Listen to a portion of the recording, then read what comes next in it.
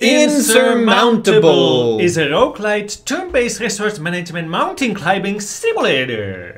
So there's not much of a story here, but at the beginning you can choose from being an adventurer, a scientist, or a journalist, and you're climbing rather, a secret island that has some mysterious happenings there. There's some supernatural events. You don't ever really know what's going on, but there's kind of a subtle story in the background. And there are 3 mountains, but they are randomly generated, so you can play it as much as you like. When you're going up those mountains, you will randomly see icons that tell you there's some equipment or there's going to be an encounter. All of those might be good or bad, but let's just say that the results of those events end up being pretty predictable and repetitive after a few turns. And there are 5 things you need to care about. That's the sanity, body temperature, energy, oxygen, and health. Health is the most important, because if you don't have your health, you don't have anything.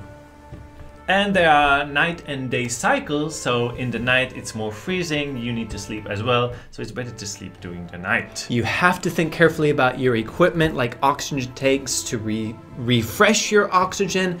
Once you get past 6,000 meters, then your oxygen starts depleting.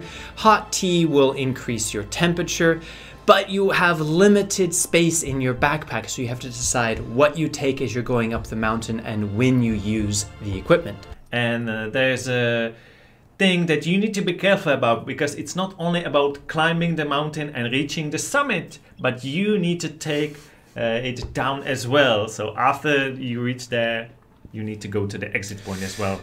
So you need to make sure that you have enough equipment to get you down the other side of the mountain. And it is super hard even to reach the summit. Yeah.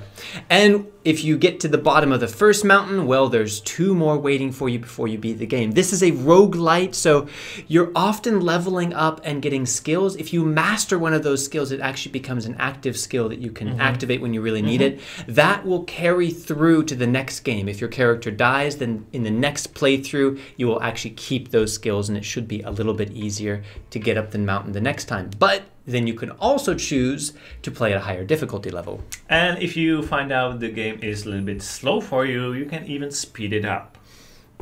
But let's go to Should You Play Insurmountable? And before that, you should know that this game is free to keep on the Epic Game Store for 1 week only, the week of April 14th, 2022. So make sure you grab it and keep it, so then you'll be able to play it whenever you want.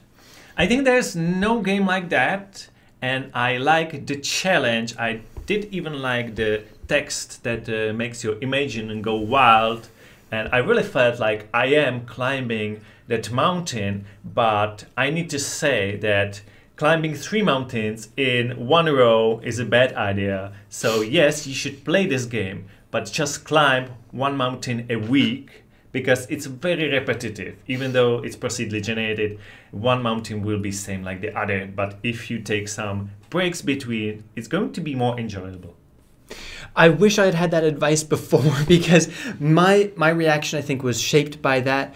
It was very interesting in the beginning, and there was a very nice atmosphere in the game, but I played through actually 2 peaks and then started with a different character and played through another peak all in one sitting, and it became very repetitive. The scenery even, which is pretty, but it got very samey. And I feel like this game is based on replayability, that you're supposed to die to try with a different route, with different difficulty, all this, except that I didn't have much motivation to replay it after summiting a few peaks. That together with the graphics, which to me felt like a board game. I like board games, but being top down and looking at this little character moving around made me feel kind of separated from the urgency and the life and death nature of it.